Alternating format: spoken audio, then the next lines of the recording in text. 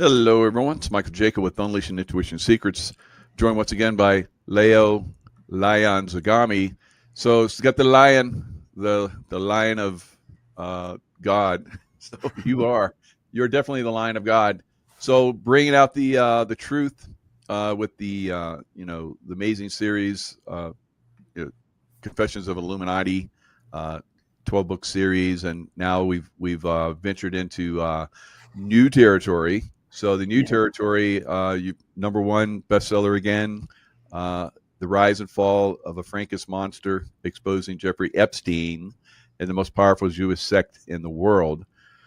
So you did an article, very interesting article, on the Sabbatean Frankish SOROS gave millions to support Mamdani, and now they will ruin New York City. So thanks for coming on again, Leo. Thank you for having me on, and I must thank also all the people who are appreciating this book and making it number one in several sections on Amazon. I also had a couple of positive reactions from the Jewish community, even from the Orthodox Jewish community. Very good. People who are self-critical, who admit the problem. You see, then there is people instead, which I can't really discuss the whole thing because they are like, either demanding more evidence or saying that basically it's not only the Sabbatean Frankists who are the cause of all ills in Israel or in the Jewish community. But for the people who are more evolved, and like I said, even people within the Orthodox community, which, as we know, has showed with the support they gave at the last minute to Mamdani, especially the anti-Zionist ones, but also part of the reconstructionists. We have seen basically the Jewish community, which should have feared the anti-Semitism of Zoran Mamdani, suddenly capitulating to it. And then we have the Sabbatean Frankists per excellence.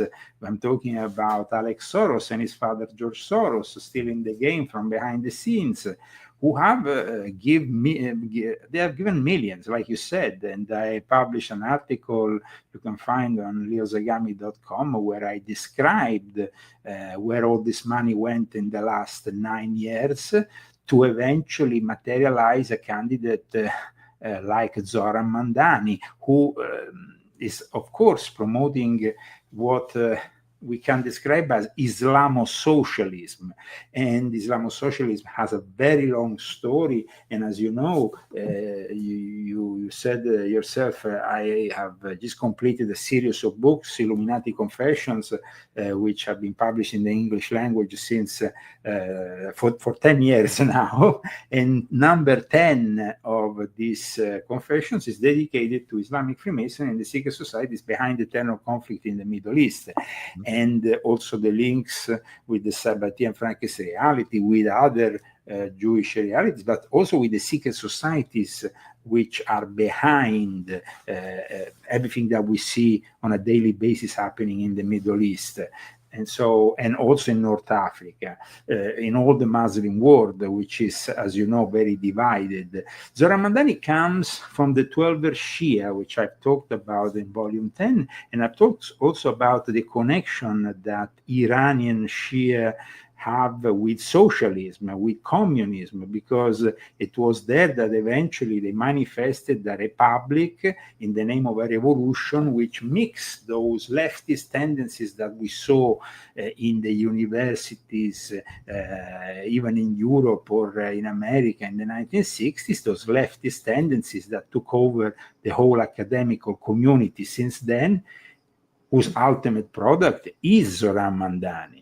The father of Zoran Mamdani is a professor at Columbia University who has that kind of tendency. But it's also quite incredible to see, I mean, Alex Soros, who is now the new face of the Open Society Foundations, coming out in the open after the election of Mamdani, saying that I'm so proud to be a New Yorker, the American dream continues. The American dream. The American.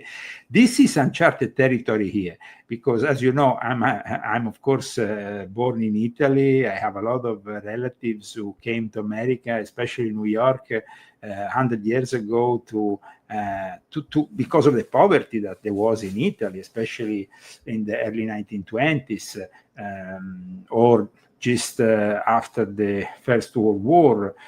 And then they manifested, of course, the American dream. I don't know if this whole thing with Mamdani, it can be called the American dream. It can be called the American nightmare. The New York was built by Irish people, Italians, and Jews, of course. But this is the first time we see advancing what I have discussed also in volume 10, those 6 million, almost 6 million Jews that are now populating the United States of America. Now, they need to be integrated, but we know that there is already signs that are not very good, especially with Dearborn, Michigan, what happened before Halloween, when they were about to prepare a terrorist attack. Fortunately, they were stopped. But at the same time, we have, like we stated, Alex Soros, who is himself a Sabbatean Frankist, because Alex Soros survived during the Second World War, pretending to be a Christian with fake Christian papers in a typical Sabbatean Frankist modality. Let's not forget that in my new book, it's a unique book because I offer an insight into the milieu surrounding Jeffrey Epstein, and in this milieu we have all sorts of people. Today the economy of our country is in the hands of Scott Bessent, who worked for George Soros, who served as the managing partners of Soros Fund Management in London from 1991 to 2000, and later returned to the company as its chief investment officer from 2011 to 2015. And during his time there, he was involved in key investment decisions, and he was called and considered always a protege of George Soros. So this has to be very clear. We can't be duped into believing that anything proposed by the Trump administration is inherently good. We need to watch everything with a critical perspective, especially after what has happened in the last few months with the Epstein case and the massive cover-up, which is not specifically because Trump has done something wrong himself, like I explain also in this book. It has nothing to do with Trump, because Trump, in the sense of his criminal actions, they never have been demonstrated or even questioned by Virginia Giuffre, for example, and other witness. Otherwise, probably the Democrats will have used that a long time ago. However, the background, the milieu behind Jeffrey Epstein, that is a more serious thing, because that involves, as we said before, the B'nai Brit elite, the mega group, people at a very high level of our society. And now we have created basically a problem here in the last few months, because we haven't given really what Americans wanted. Americans are very practical people. The American dream is made also of being able to afford the turkey for Thanksgiving. It's also about spending a decent amount, but not spending some crazy amounts of money when you go to the supermarkets and feeling like you're getting ripped off every time you go at the cashier. Because this is what's happening here. There has been a problem in the way. It's very slow, the process that Trump is working out with Scott Bessent in regards to the tariffs and everything else. And this leads the majority of people to question then the results, even if maybe we could have a positive result in the next year or 2 years. But people want at times the immediate result, especially when, like we discussed in private before we went on the air, we had the pandemic that created and generated so many problems for the economy. Yeah. And soon after the pandemic, you need to really put the Americans first. The great work that Trump has done with Tom Homan in regards to immigration is to be lauded, and is totally something that we should support. But the problem is you can't also, like we said in the other show, you can't really put into discussion the so-called Obama subsidiaries or any support to the system that is giving millions of Americans the possibility of sustaining a decent medical assurance. Yeah. So, well, another thing like we talked about was in Seattle, there's a mayor's race that's up in the air. So Katie Wilson, who is an avowed communist, is looking like she's going to get it because they're doing the mail-in ballots. The Democrats love the mail-in ballots because they cheat on them. And so she's gaining day by day. She's gaining on Bruce Harrell, who's the incumbent, and won initially, but the mail-in ballots are coming in now. So we may have communists on both coasts here pretty soon. And but it is, you see, it is really sad to see that this might trigger a reaction in every big city, because we already have this trend for many decades that the main cities in the United States are in the hands of the Democratic Party. Now that the Democratic Party is shifting to the left, that even Nancy Pelosi is leaving because she's scared for her own. She has done so many deals that made her rich during her career. She entered politics with 150,000. She exit with over 200 and whatever million, almost 300. And that is incredible and demonstrates how corrupt are these people, insider trading, of course, accepting money from the various lobbies and all kinds of things that in the end compromise anybody who goes to Washington. So I always had the great belief that bringing a billionaire in the White House would be a good thing because it's more difficult to corrupt. But the problem is that the system, like we discussed earlier, is corrupt to the core. So politics in itself doesn't seem to have the solutions anymore. And this is really where the communists creep in, and now they have the Islamo socialism, because it's not only communism here that is creeping in. It's something that needs to be a little bit explained, let's say, because otherwise we might have some misunderstanding. I mean, Zoran Mandani is the product of a long tradition. Here we are talking, first of all, of a member of the Democratic Socialists of America, which are themselves already at the extreme, okay? Bernie Sanders, for example, who is a typical secularized Jew, Sabbatean, Frankist kind of guy, is not even officially a member, but he is inspirational for them, and in fact, he seems to be very much inclined to support that direction, and he's been for years.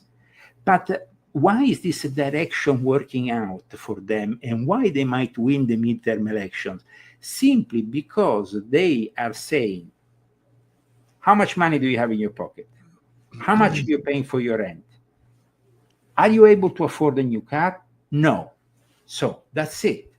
You need to put us back in power. And that is the problem here. You understand, Michael? It's like, so Zoran Mandani, a guy who we will never have imagined having even a remote possibility a year ago, when in the polls he was 1%. I mean, it was ridiculous. Or a few decades ago, after 9/11, imagine if somebody said, I will make you mayor, that you are Zoran Mandani, directly from... Yeah, we'll have a Muslim as mayor, yeah. Yeah, no. and you are from Uganda, and we bring you here, and people stone him like, to death, yeah. But you had George Soros funding him. Now, George Soros, or not George Soros, but Alex Soros. Both. Who was born, well, both of them, yeah. But Alex born in New York and has a home in New York, who married Huma Abedin, who has connections with the Muslim Brotherhood. So, I mean, it's all starting to tie together. She has connections even with the Saudi Arabia elite and much more. I mean, it's like there is an alliance here between... That's why I wanted to discuss and explain to you today also the importance of understanding Islamic socialism. Because you see, in a traditional view of Islam, socialism or Marxism is haram, is prohibited. but because forbidden. That's forbidden, right. yeah, Mhm. it's forbidden. Communism forbidden. Yes, so that is forbidden. But But that's total BS. I've been in the Middle East. It's no. total communism. So, No, but in fact, I wanted to go and explain how this Islamic reformist eventually managed to manifest Islamic socialism or even Islamic communism. What happened is that they base their own claims from a guy who was maybe the fourth or fifth guy who embraced Islam. So a very close companion to Prophet Muhammad, the guy called Abu Dhar al-Ghifari. Abu Dhar al-Ghifari claimed that at the time became the principal antecedent of Islamic socialism, because he is regarded by the Muslims as the first Islamic socialist, Abu Dhar al-Ghifari. And why is he called the first socialist of Islam? Because he protested against the accumulation of wealth by the ruling class. And you have during the Uthman Caliphate. So he urged a more equitable redistribution of wealth. For that reason, he's seen as an inspiration. However, he's not even the first to embrace that kind of idea, because we could go even back before Islam even started, at the time of the Zoroastrians. right, very good. Yeah. For example, in 524, there was a guy called who was born Mazdak. Mazdak was an Iranian, let's say, cleric, priest of the Zoroastrians, known as the Momad. That's how the priests of the Zoroastrians are known. And he was claiming that the prophet Ahura Mazda and inspired them to institute social welfare programs. I mean, this is at the time in which Muhammad wasn't even around yet. However, in Islam, we have, of course, traditional clerics, imams, sheikhs, who say the system is perfect. We don't need fascism, we don't need Nazis, we definitely don't need communism, because everything is in the Sharia. But this is not what the new Muslims want. The new Muslims often embraced socialism and communism also as part of their anti-colonial mindset. And also another thing, in Volume 10 of my Confessions, if you remember, I presented a guy called Jamaluddin al-Afghani, a guy with a turban who claimed to be Afghani, but in reality was Iranian. He claimed to be a Sunni, but in reality was Shia. This guy is very important in our story. Why?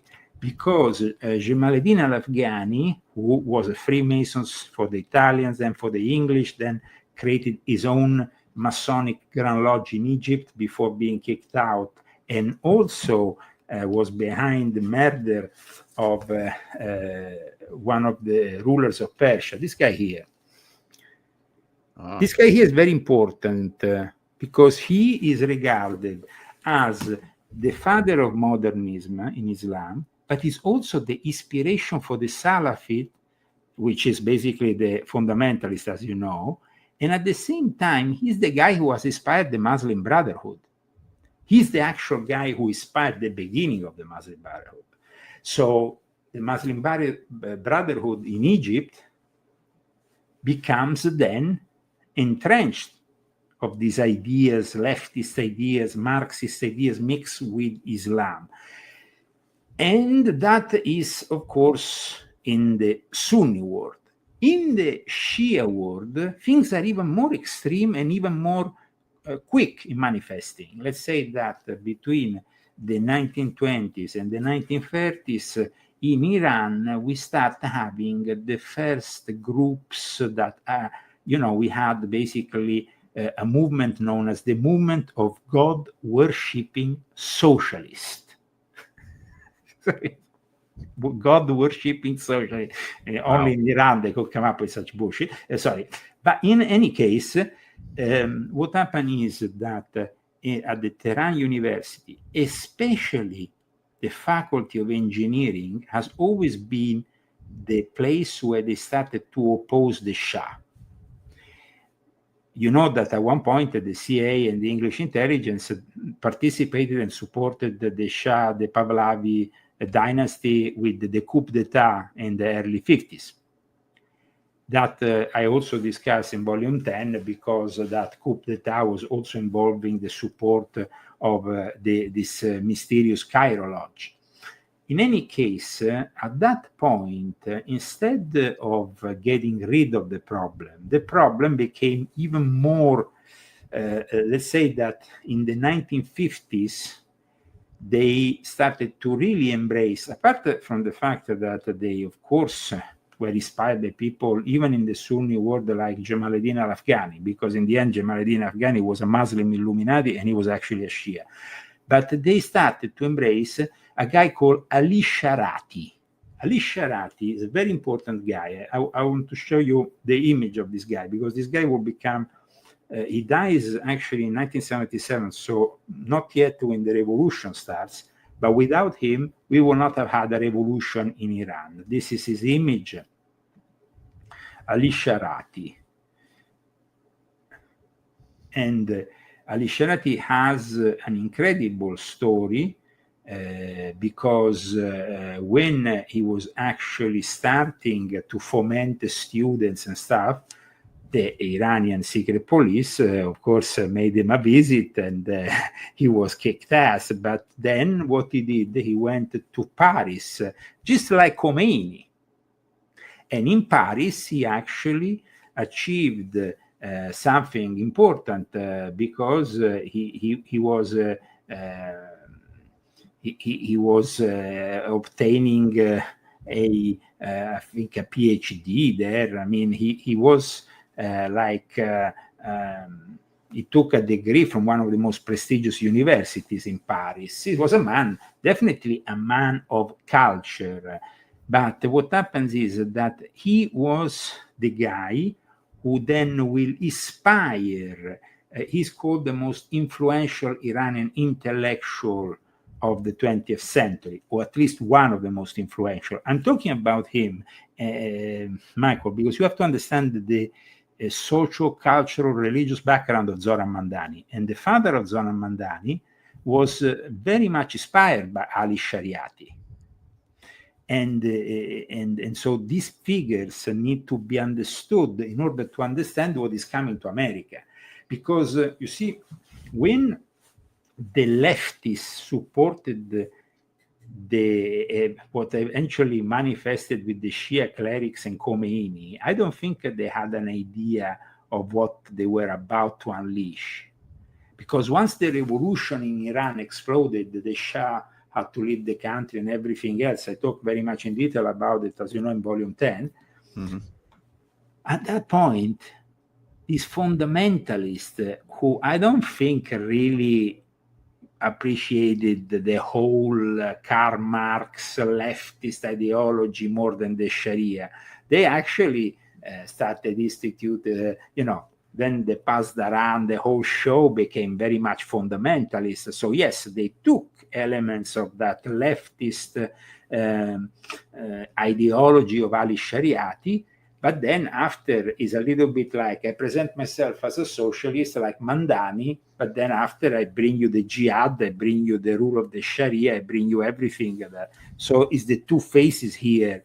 And Mandani comes from the Shia world, so it's very important for us to understand. Ali Sharati was inspired, like we said, from Jamaluddin al-Afghani, from Sir Allama Muhammad, but also by Sigmund Freud. So Sigmund Freud wasn't a Muslim. He was actually a secular, a Jew, Sabbatian Frankist in a way, no? So, and of course, we have a guy like Sigmund Freud who becomes influential through this guy. He becomes influential in the actual world of the Shia Muslims. But it's not the first time. If you read volume 10, I explained that Shia Muslims were born out of a guy called Saba, who was an Erev Rab, who was a Jewish person. So even before the Sabbatean Frankists, we have the Erev Rab, which we have discussed other times, the ones who followed Moses into the desert and into the promised land. So, and they were not necessarily Jews, they were magicians, occultists at the court of the Pharaoh. So here we have Zoran Mandani, who is bringing you through the support also of the Schwarz, because Soros is known as Soros, but his surname is Schwarz, and Schatz actually, Schwarz, sorry. And this surname that he doesn't use anymore is the clue to understand his background. And the way that we understand his background is to go back to through the family ancestry, and it's what I've done in my new book, as you know. It's going, instead of simply doing like most journalists or authors are doing in regards to Epstein and following the contemporaneity of the case, let's go back in times, see who these people are, what they have created, and of course the progressive policies that are merging the opposites here. Because we always said that if I bring you these woke policies in Gaza or in the Middle East, in any country, they will reject them. They will tell you, you are crazy, this is haram, this is like sinful, this is not something we can follow. And so only in the West we find this really unholy alliance, I will claim, I would say today, it's an unholy alliance if you think about it. Because Zoran Mandani claims to be a practicing Shia Muslim. At the same time, he is also socialist. And like I said, these two things not always go together. Now, yeah, there's a Communist Control Act of 1954. And in this, the Communist Control Act of 1954, I'll show the screen.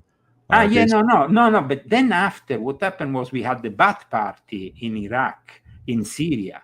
The Ba'ath Party, we have the Palestinian Front for Liberation. Of course, this is the moment in which in Iran they were attempting a coup d'etat against the Shah that was stopped already. You see, the coup d'etat that was stopped in Iran in the 1950s is very important for us today, because what happened in Iran in 1953 was simply stopping something. There was, of course, also all these anti-colonialist groups that mixed elements of Islam and communism. They also had a direct connection, not only, but also with the Soviet Union. The Communist Party of the United States is a reality. And of course, it was subject to an Internal Security Act. We had McCarthyism at the time. We had the threat of communism that was stopped by the FBI. And people still to this day, all these leftists, Jimmy Kimmel style, they think that there was an exaggeration, to do things like going and arresting or interrogating film directors or actors because they were too communist. But the reality is that at the time, cinema was much more than what it is now. Cinema was a major element of propaganda. There has always been an office of the Ministry of the Pentagon in Hollywood, as you know. And every single film that passes through Hollywood, if it was a film that touched on war themes, had to be sanctioned by this office. That will also provide tanks or other things if you needed them when you are filming, just like, I don't know, Tom Cruise, Top Gun, if you need, a bunch of jets or whatever. Think about it. The last Top Gun of Tom Cruise was simply predictive programming about the attack on Iran. Yep. So there's a big push right now to deport Mamdani. Because they're saying that he... Forget about the impossible. Let's think about the possible. let's think about how socialism has not worked in Islam, because it's not the first. I mean, I understand what you mean. It's very important that we address the fact that there will be a bunch of Republicans saying, okay, we want to send Mandani back to his own country. It's never going to happen. Forget about it. It's just the same old distraction. We need to focus. I know. It's like these guys talk, but they never do any action. It's like, me and you tend to focus more on the real issues. Now, you have been a man of action also with your missions abroad. You know very well that another socialist Muslim was Muhammad Gaddafi, who wrote the Green Book. The Green Book was inspired by the Red Book of Mao Zedong. It wasn't as well written because he was a little bit more, let's say, of a Bedouin or whatever he was. He was a little bit more modest culturally. But that book gives you the basic tenets of Islamic socialism. Then we had other people, and what happened to Gaddafi? He was overthrown and killed in a ditch there, wherever, I mean, brutally. Another person who was pushing the socialist element was Ben Ali. Ben Ali in Tunisia. Ben Ali, who died in 2019, who was protected until the end by the people who, of course, always... but he came into power with the Tunisian revolution. And I mean, his revolution was political, of course. It was a political revolution. He became a dictator who wanted to push this. He wanted to do a little bit what Gaddafi was doing, I guess. But then after he was overthrown himself by another revolution, the so-called Arab Springs that came together at the time, which, as you know, were all piloted by the NSA and CIA. So what happened is that he was, trained in France by the French military intelligence. He became also a attaché, I think, in a Tunisian embassy in Morocco. And all that. Ben Ali then was also appointed ambassador to Poland, which is a stronghold of the Sabbatean Frankists. So Ben Ali is another element of Islamic socialism. But then what about the Ba'ath Party? What about Assad? What about Saddam Hussein? These were the Ba'ath Party is the same thing. The Ba'ath Party was also bringing socialism to the Muslim world. These socialist institutions, like, for example, in the case of the Palestinian Popular Front for the Liberation of Palestine, at times were founded by Christians. That is what people don't know, that before the Salafi Muslim Brotherhood / Hamas / everything else that came with the, Al-Qaeda, all these are derivatives of the Muslim Brotherhood, and ISIS included. So, and Leo, they're all about healthcare too, because that's what they pushed with this government shutdown, healthcare.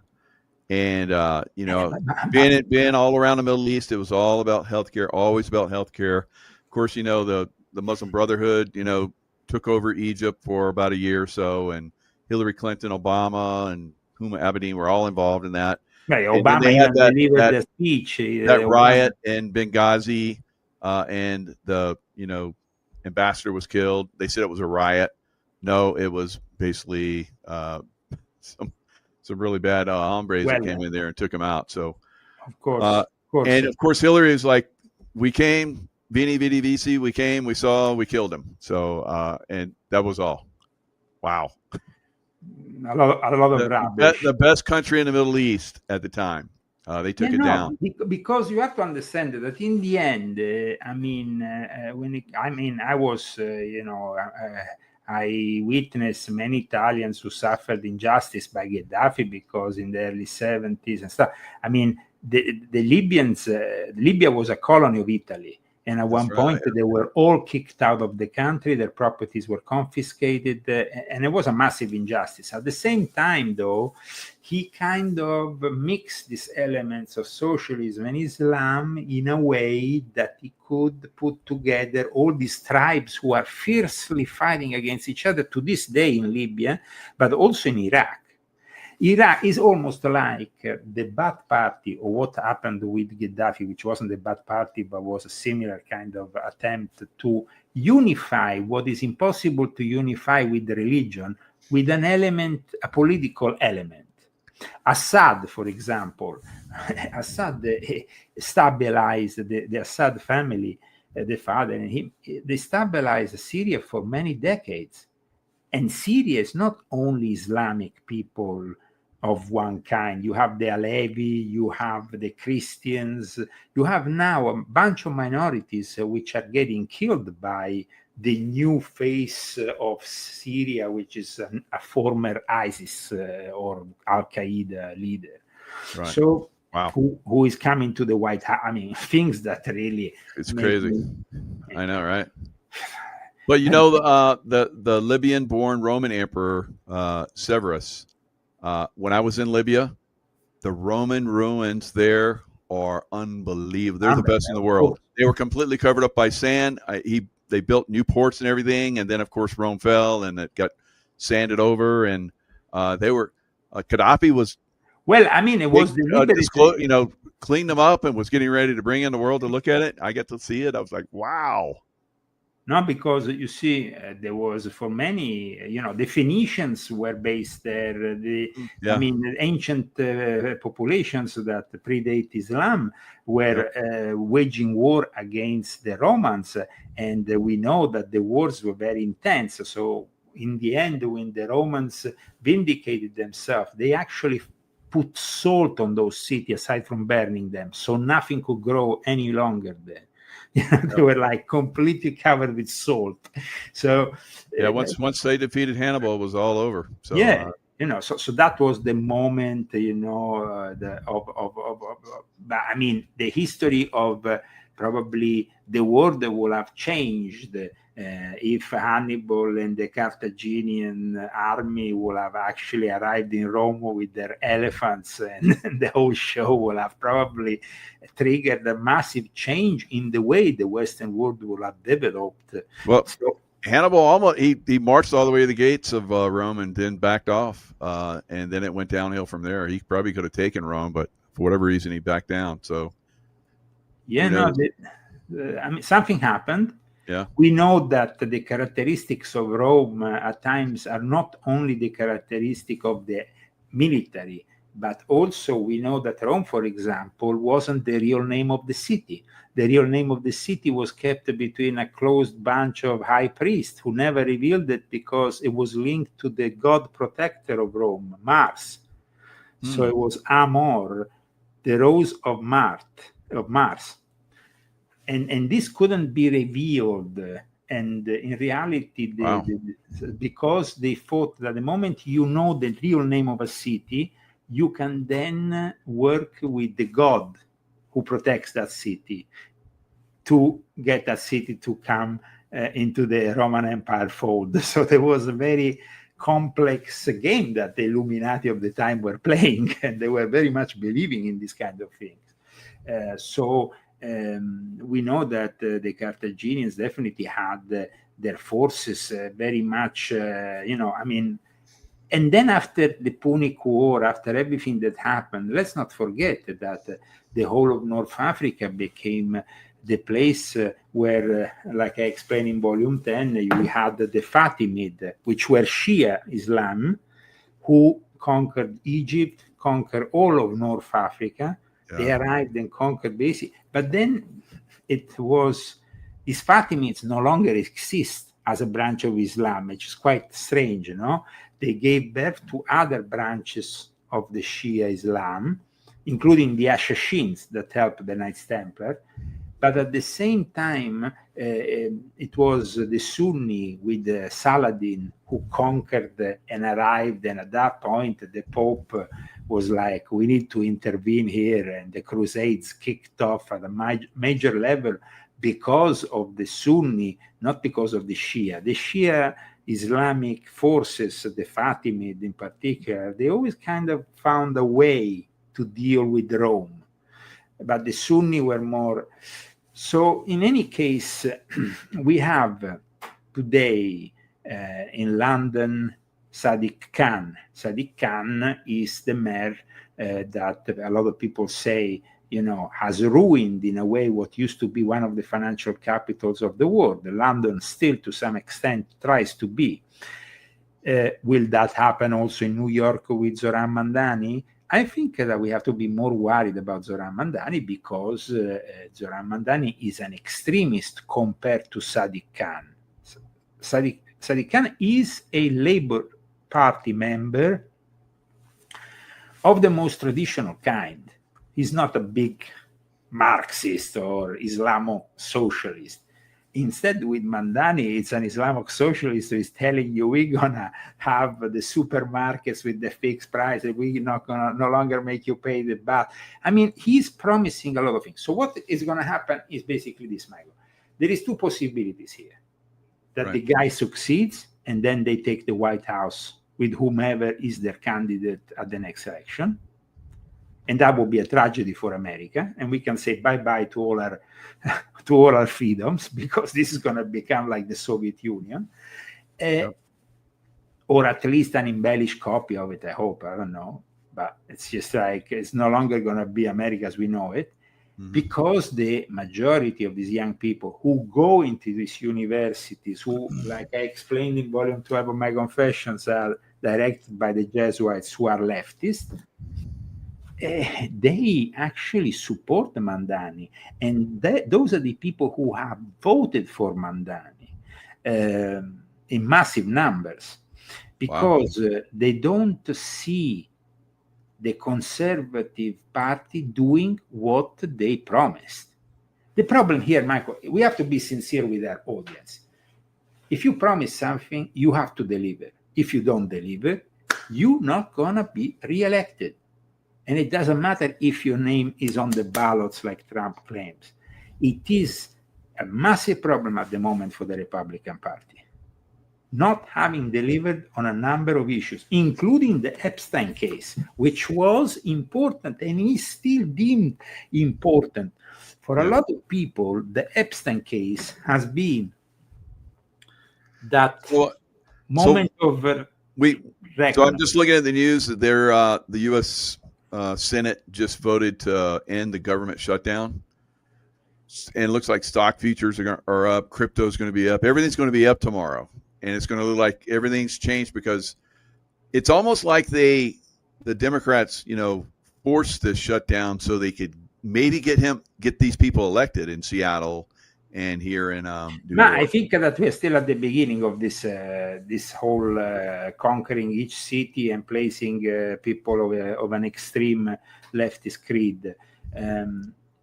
Like I said, what is going to happen in the next 2 years in New York is important at the national level, because if Mamdani fails, Mamdani with his policies fails, that will be the end of any extreme leftist claim in this country. Oh yeah. Okay. I think Wall Street is going to move down to Miami. It could Palm Beach. Palm Beach. Oh, yeah. There's already talk about it. They're already talking about it. A lot of CEOs are moving to Palm Beach. The problem, though, and this is a problem that a lot of people in Florida have told me about, there is massive numbers of Democrats arriving. And we know what happened in Arizona with those massive numbers of Democrats arriving from California. It changed the political landscape. Oh, yeah. So they destroy the cities. They reduce them in rumble. They promote all their most demented policies. And then after, they force these people to leave. And those people, when they leave, rather than embracing the culture they're going to, that's going to save their wallets, they bring their own BS and promote their leftist idea, which is insane, because, if an ideology has made you bankrupt and you decide to leave California, why you want to bring the same shit to another state? I know. It's like, come on. But, on the Republican side of that, or conservative side, or independents, whoever, somebody stand up, please. No one pushes back. And so they're able to weasel in and start to change everything. That's why I was just at debates in California last night. Candidates, and they're all like, if I get elected, and it's like, how are you going to get elected? They control the vote, and so they ask them, because there's illegal voting happening in California, how do you plan to overcome that? California, after it's not going to happen. Okay, after Proposition 50 has passed, which, you know, I mean, I was kind of very surprised that it passed in the way it did. It didn't pass because there's one county in Mount Shasta, and they did away with the Dominion voting machine. I know very well, and they did voting on paper, and they voted big time, 69% not to have. I know, Michael, but the problem is there is a problem here. You see, if this polling was, let's say, call it polling, how you want to call it, this voting on Proposition 50, which I also did, put a big fat no. But it will, in a normal world, take at least a month to get all the votes from the various counties in a regular way. How is it? They had the election set, and they already knew that Proposition 51 and that Newsom was a big hero. This is insane. It's rigged. The whole thing is rigged. Yeah, they knew right after. Now, when this interesting, the numbers, because we know the Illuminati numbers. So when the voting ended, supposedly 1 second after, the Proposition 50 was approved by 66.6%.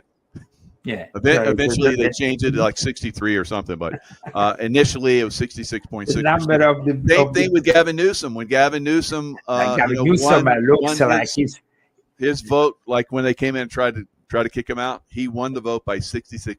I mean, he looks like the main protagonist of Omen 3. I mean, the guy looks like he's the Antichrist impersonified. I mean, and he's definitely one of the biggest candidates that we have after Obama. That Obama now, you know, has to pass on the torch of the Antichrist to somebody else. I think that Newsom is the ideal. Of course, we have also Prince William on the other side of the Atlantic. But having said that, California is completely rigged now. And after Proposition 50, that's it. It's finished. Finito. There is no way that we can ever claim anything politically correct in this state any longer. And it is with great sadness that I say that, because when we, and I personally also participated in Coachella to help Trump and getting elected, and here the Republicans really were very much, and of course we have Chad Bianco, who is still a great possibility if he miraculously managed to get elected. That will change the day, because Chad Bianco is a great sheriff here in Riverside County. However, the problem is that it's rigged. It's rigged to the core. I mean, this is the home of the Bohemian Club in San Francisco. Even the GOP. Huh? So I've supported candidates in California, and the GOP basically didn't fund that candidate who was the favorite candidate. They're rhinos. They're rhinos. And they put all the money into a guy that was not going to win. And so that guy didn't win. So it's totally rigged. Listen, there was a very big, important Republican meeting when I remember I wasn't yet American, but they invited me, and it was here in I think in Rancho Mirage or somewhere. And then I spoke with some people I know, and they told me, Leo, but it's just rhinos. Don't even bother. It's just rhinos. So it's just like the whole thing is rigged. Right. But they said, no, but there is a couple of Trump's sons who are going there. Yeah, but the whole thing is rigged, these rhinos. So we have to really understand that, I mean, and we have Ken Calvert, that is from a very important family. I talk about the Calverts even in volume 12 of my Confessions, because historically they're important. So, I mean, the system is rigged. Either you're a Democrat or a Republican. In order to get to Washington, you need millions of dollars. You cannot simply candidate Michael Jaco and say, I want to bring Michael Jaco in Congress. You have to have a guy who comes to Michael Jaco and say, here is 100 million. Now you can play your card. But that it's means not like you or I can go in and say, hey, we want it can't happen. You got to have all this money. It's But totally remember rigged. this: who is giving the money? And then you follow Exactly. the money, and you arrive to the friends of Jeffrey Epstein. And then that is, and then that's why, in the end, Trump, even if he's not criminally liable because he hasn't gone with a minor, he might have gone with a bunch of ladies. He might have enjoyed the women like we all do. But Trump might have never gone with a minor. However, because the people, a lot of people who finance him, who help him, who are in charge of the big, elite. Because if we go into the mega group, which we have discussed the other time, in the mega group, you have people who are inherently very important. I mean, like Ronald Lauder, Estee Lauder. I mean, we are talking about the cosmetics company with more money than ever. Yeah. If that guy can keep $1 billion, I'm gonna. These people have money, and so I think that the problem here is that, in theory, I'm saying in theory, not in practice, because communism in practice doesn't work. And this is what I remember a very dear friend of mine in Russia told me. I was at the time talking with this guy, and he said, Leo, and he was a GRU officer. So he had been working between Syria and Iraq as for the GRU, which is the Russian military intelligence. He said, communism in practice never works. And that's why the Soviet Union was ditched and the whole system was ditched. Because when you put in practice communism, it doesn't work.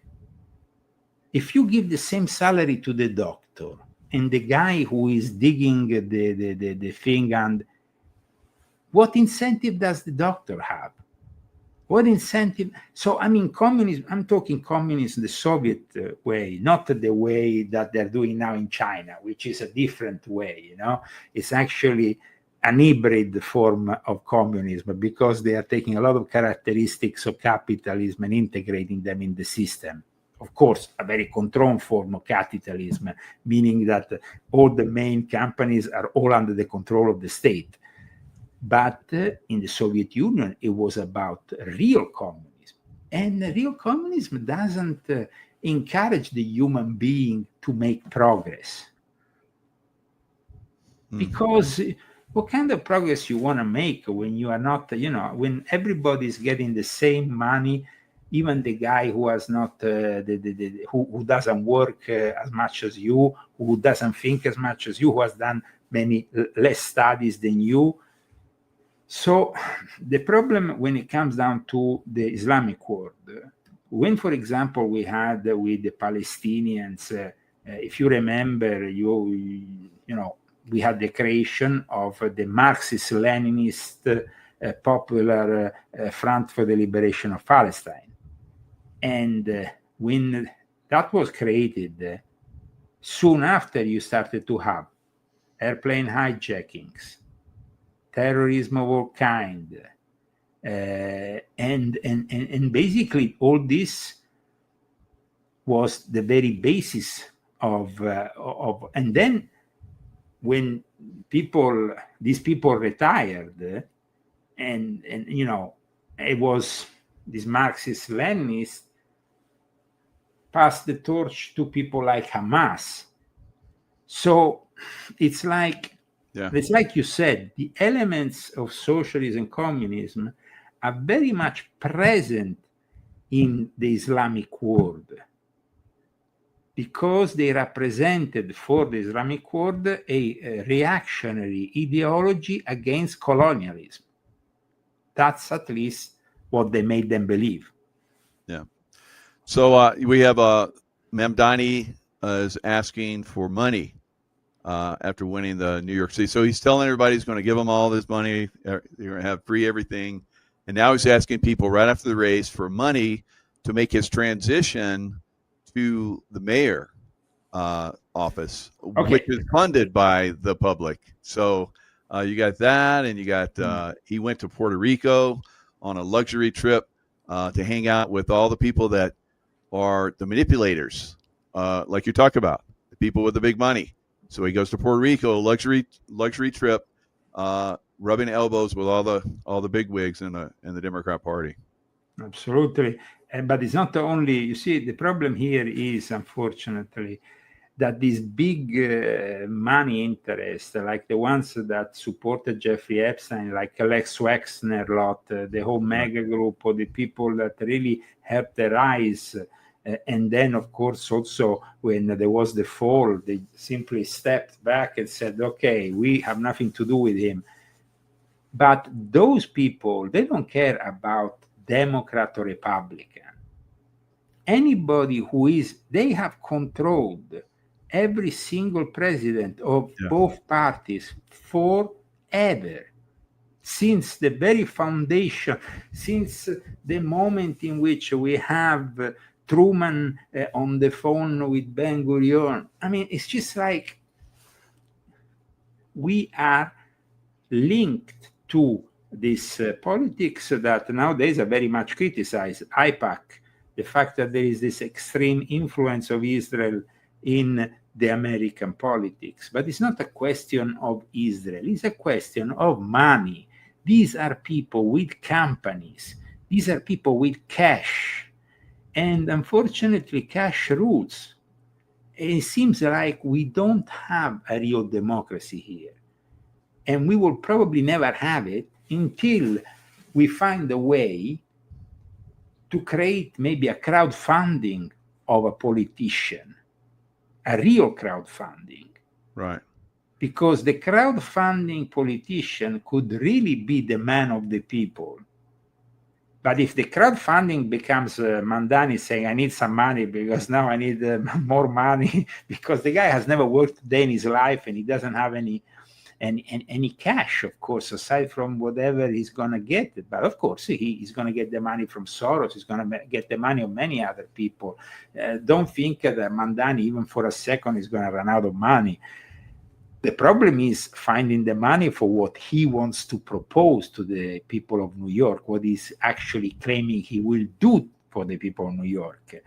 Meaning the free buses, meaning the supermarkets with the fixed price, meaning suddenly the rents that will be blocked to a certain price, fixed price in the rents. These things cost money.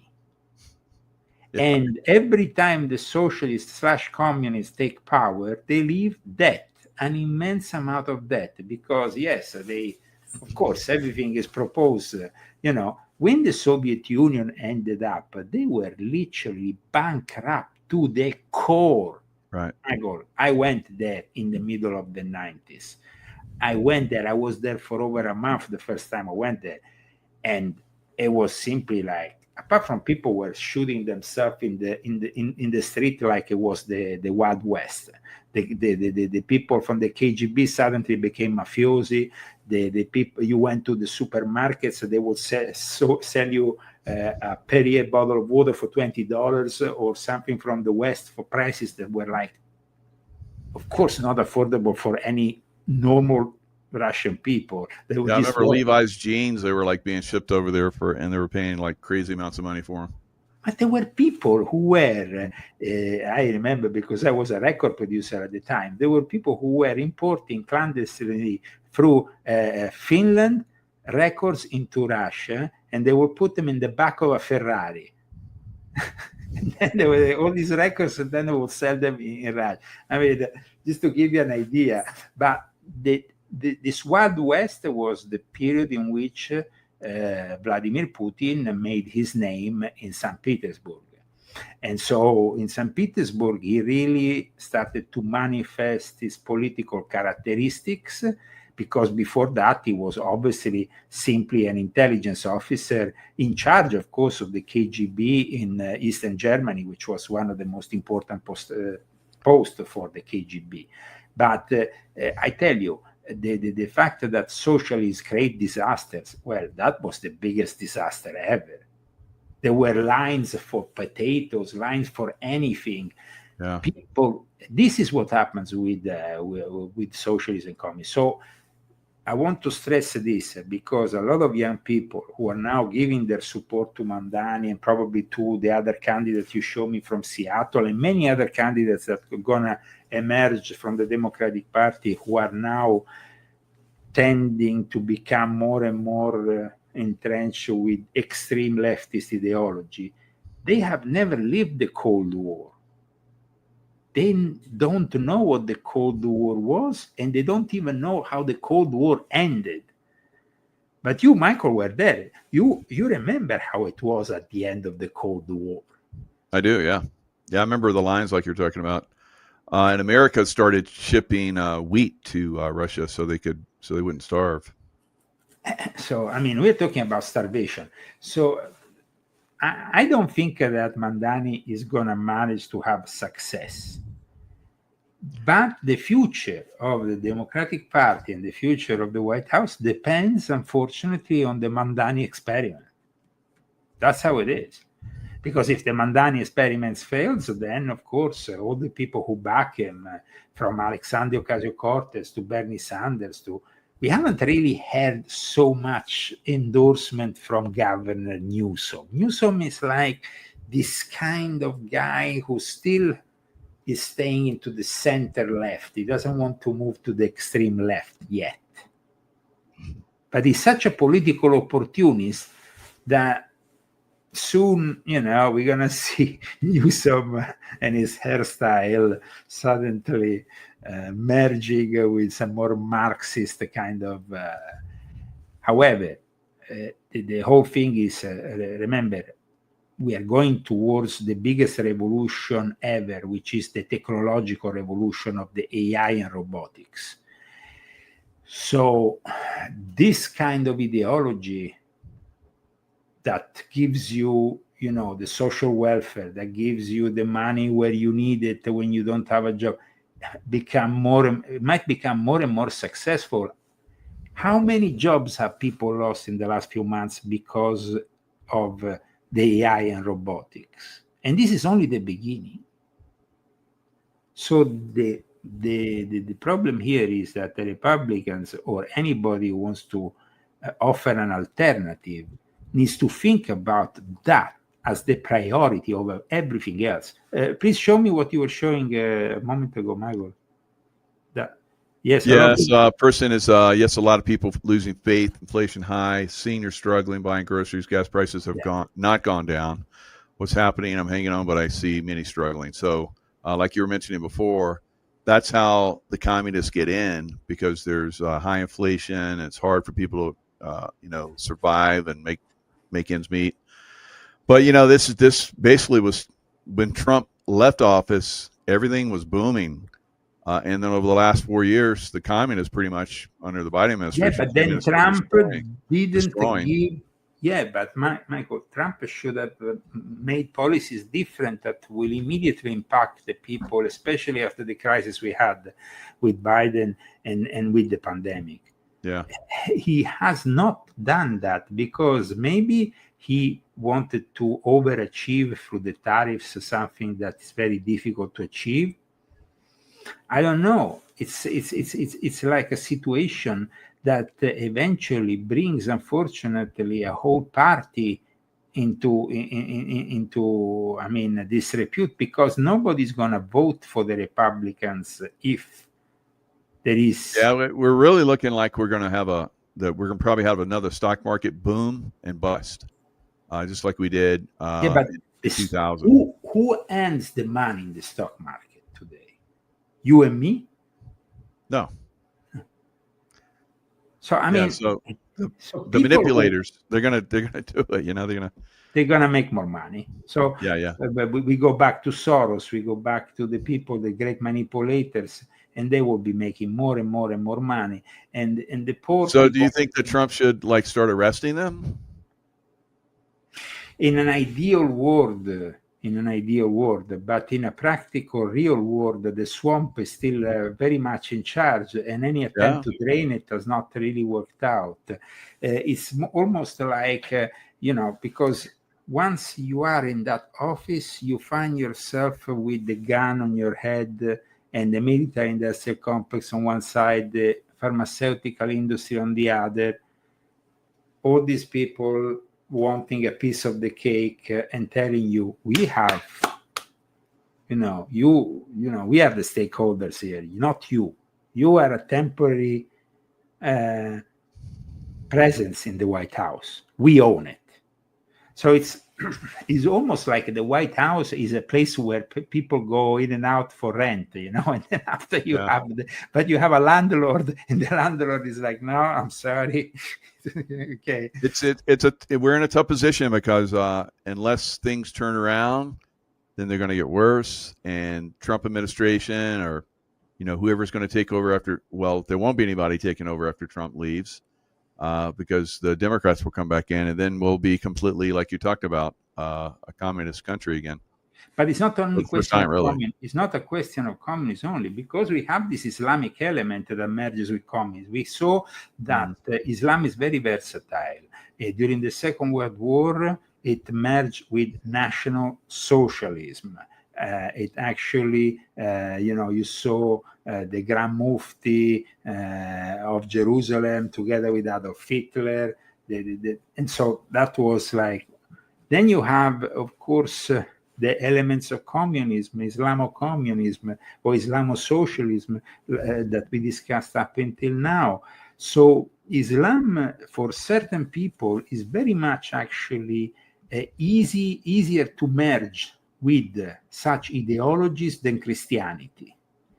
And it is, of course, a complete takeover once you have in the Biden era let into this country millions of people who we don't know who they are really.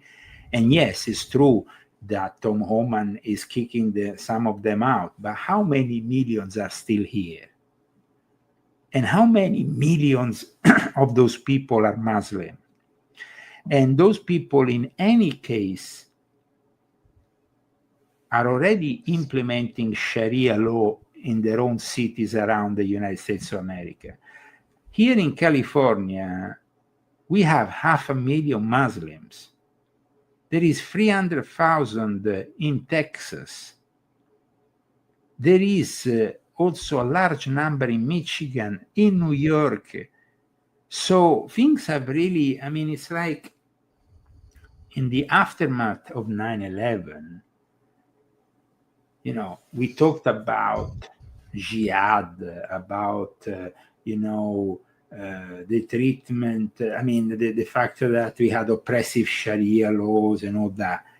But what is happening now is an even more insidious thing, because like you said, Alex Soros is together with Huma Aberdeen, together united by progressive values, a Sabbatean Frankist. And let's not forget another thing that I explained in this book. Shabbatai Zevi, which religion did he convert to? Islam in 1666. Oh my God. And then from that moment onwards, the Dome infiltrated every single Islamic situation in the Middle East. So then, 100 years later, Jaco Frank came along and said, okay, let's franchise this in another part of the world and bring it to the more Christian side with Poland, Podolia. Podolia had briefly been a century earlier of the Ottoman Empire, but in reality at the time, then it was back into the firm hands of the Christians. We had the Orthodox, we had the Catholics, and he offered this new crypto-Judeo transformation in which he brought a bunch of Jewish converts to the Catholic world and started to infiltrate the aristocracy. And the result is then you have, and the Rothschilds then, of course, finance the wars and become richer and richer and powerful and more powerful. But behind everything, like we stated before, is the Sabbatean Frankist banking cartel. So to actually, and what is the Vatican doing today? The Vatican is not talking about the Christians dying in Nigeria, not even once mentioned ever. Wow.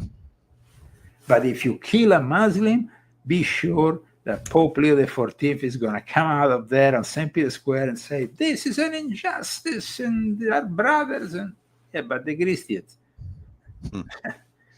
So this whole system is rigged, and we have Alex Soros, who the moment he was nominated by the father, the first thing he does is going with Bill Clinton to visit Pope Francis, the Jesuit. I mean, so it's obvious that these people are really making a mockery and using instrumentary religion.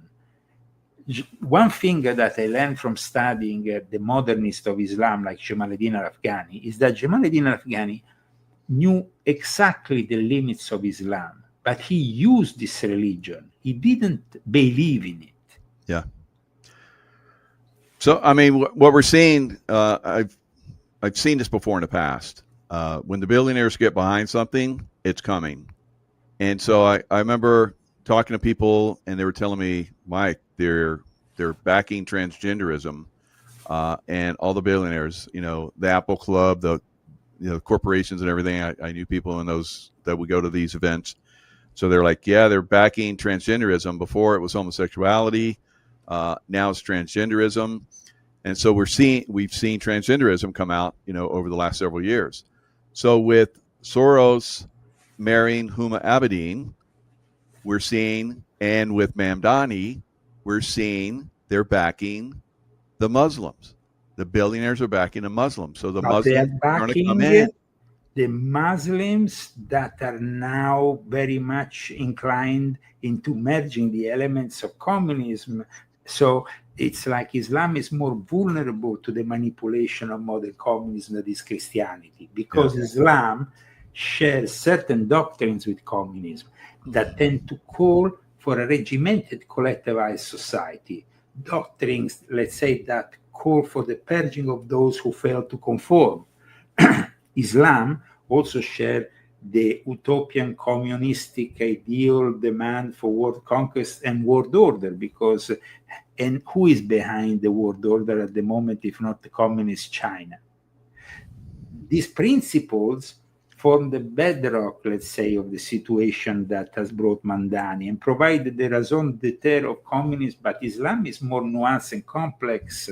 In reality, like I stated earlier, Islam, when it's really practiced by people who believe in Islam, they reject communism.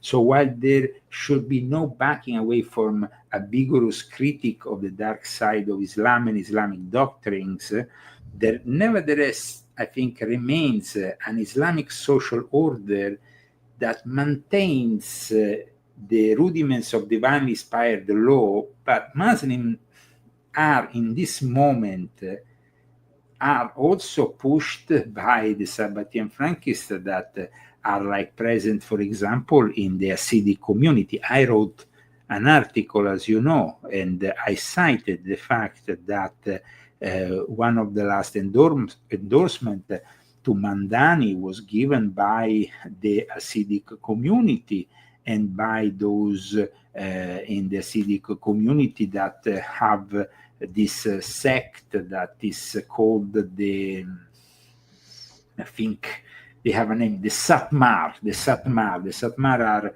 this Yiddish, in Yiddish, it's a group of Hasidic Judaism, and they are very much into anti-Zionism in a way. There is actually Jews who are anti-Zionist. But what I wanted to discuss with you today, because I've discussed it earlier on with the member of the Hasidic community who praised my book, is the fact that a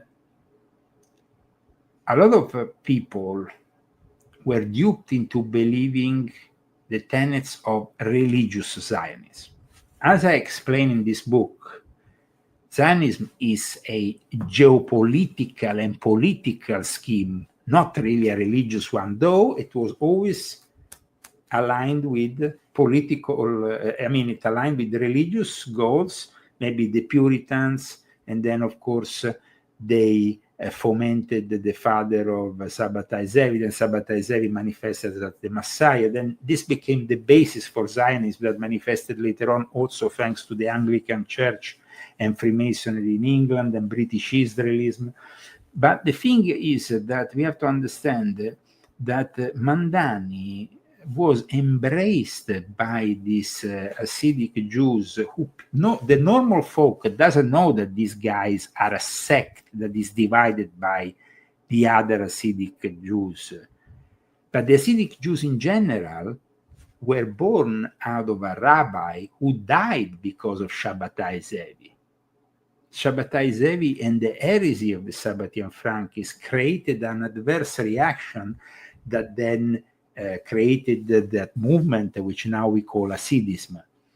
And so I think it's very important to understand in this situation also the rise and fall of Jeffrey Epstein, because Jeffrey Epstein was himself, I mean, when you think about the testimony of Virginia Giuffre talking about being violently raped in a way that was not over, you know, it wasn't like simply going with a minor. It was actually torturing this minor. And she asked Jeffrey after this terrible experience the first time to do something about it. And the woman was traumatized for the rest of her life. And in fact, she ended up either suiciding herself or either being suicided.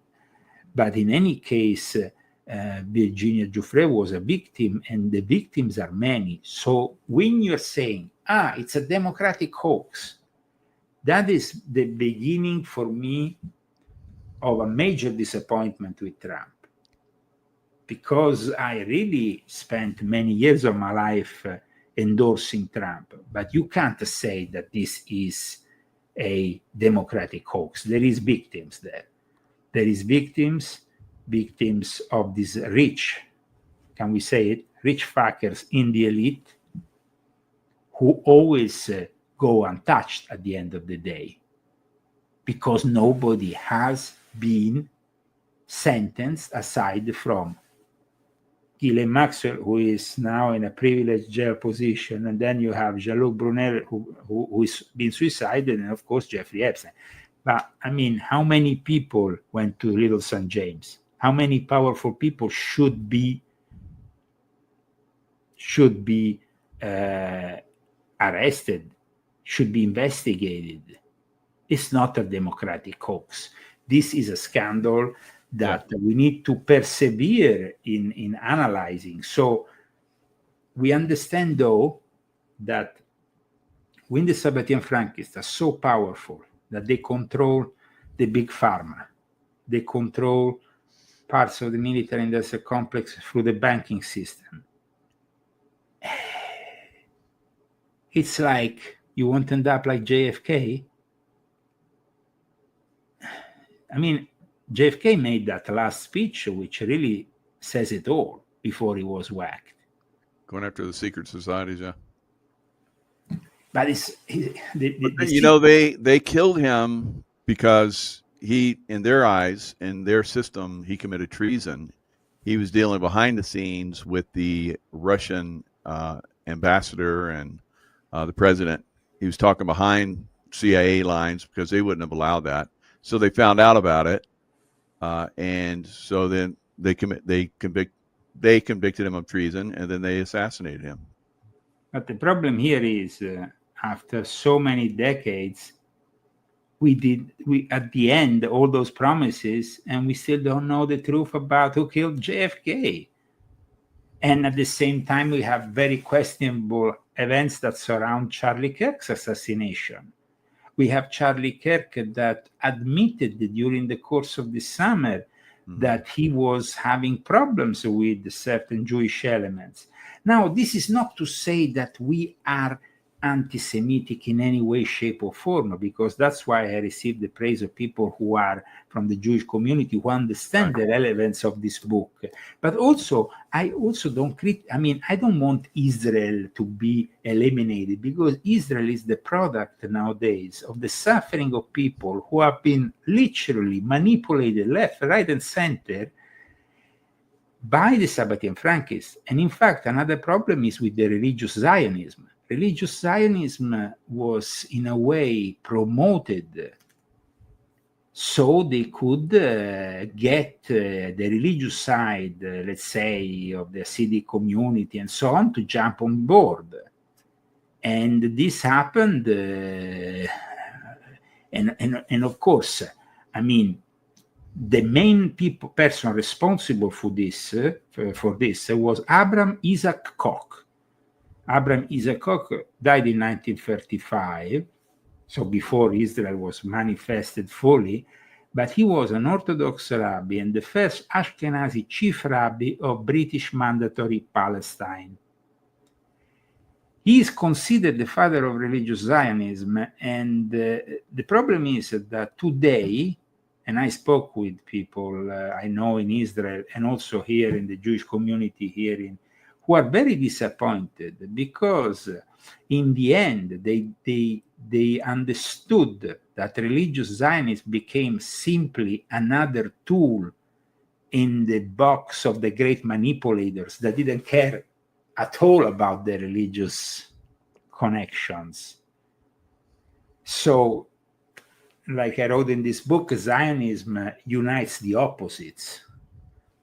Like the Star of David, the two triangles that come together, it unifies the opposites. And let's say that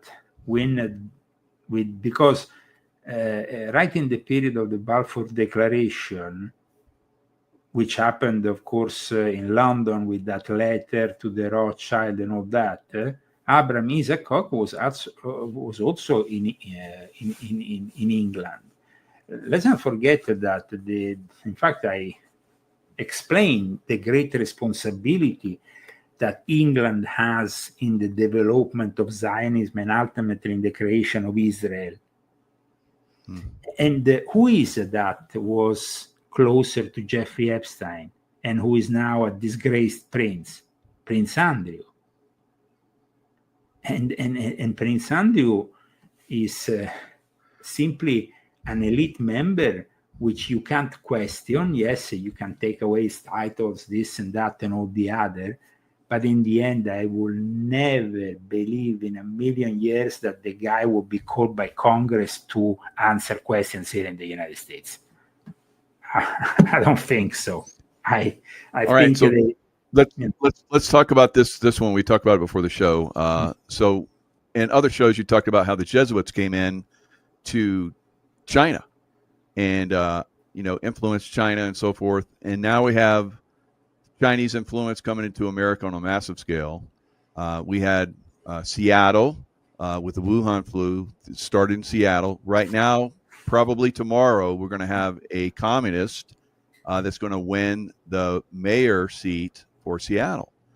And we have the same thing in New York, where was another blow up of the Wuhan flu as well. Trump sent in the ships, the Mercy ships or whatever, the naval, hospital ships. They were never used. He sent it, I think, to L.A. and sent it to, New York because it was all a hoax. There was really no big, death rates and anything like that. So the communist influence from China, is there some kind of connection there as well? Well, of course. In fact, once I spoke with this guy from Turkish intelligence. I was in Norway, and he told me that the only people allowed to deal with drugs in mainland China were the Mossad. Wow. And I was kind of like, I said, what? Yeah, Trump has talked about how in China they if they catch you dealing drugs, they kill you the same day. But apparently this guy said... unless you're Mossad, I guess. Unless you were Mossad. And why is that?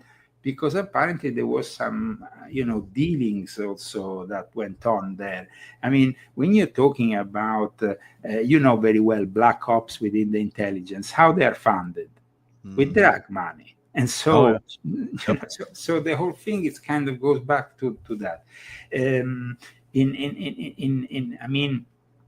We have in this current situation in China, the legacy of the Jesuits but also we have the legacy of the Sabbatean Frankists. In fact, Linda Rothschild, who is a friend of Epstein, who then married into the Rothschild family, or the Rothschild family itself, they're considered heroes in China. I remember once I read an article and I was in disbelief. They had published a book about the history of the Rothschilds in China, and I think it was the Rothschild with her husband, now deceased, I think what's his name, Ed, who went and presented the book, and there were lines and lines of people. Chinese wanted to know everything about the Rothschild. They were simply like, wow, enthused by the whole thing. So this gives you an idea that and you know that 20%, who owns 20% of the Bank of China? It's Rothschild? Yeah, of course. Wow. So here we are talking about the one of the most important Sabbatean Frankist families. Nowadays, Linda Rothschild is getting rid of The Economist. The Economist, you know who's buying The Economist? Like I explained in this book, is the new heir to the Sabbatean Frankist sect, John Elkann. John Elkann, who was with the Juventus soccer team in the Oval Office in May. This gentleman here. Wow. And wow, you just tied it all together. Sabbatean Franks again in China, in the United States, in Michael, Islam. I tell you the trick. I tell you the trick so you can always get it right. It's always the same protagonist. Is the banking cartel of the Sabbatean Frankists, the spiritual of the Jesuits and the Vatican, and these two rule the world. And the rest is kind of comes down from this pyramid of power. And then very good. Once you understand that, you just start to look for the connections. Yeah. Wow. Yeah. Brilliant. And it makes it easy for you to also go through, because there is a million tentacles of many possibilities, no? I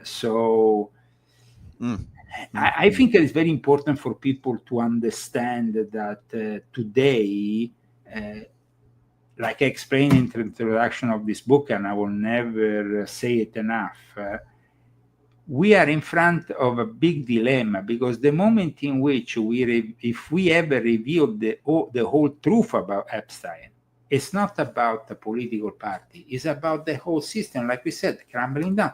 So this is something that will make us weak. And who will take advantage of the whole thing? China.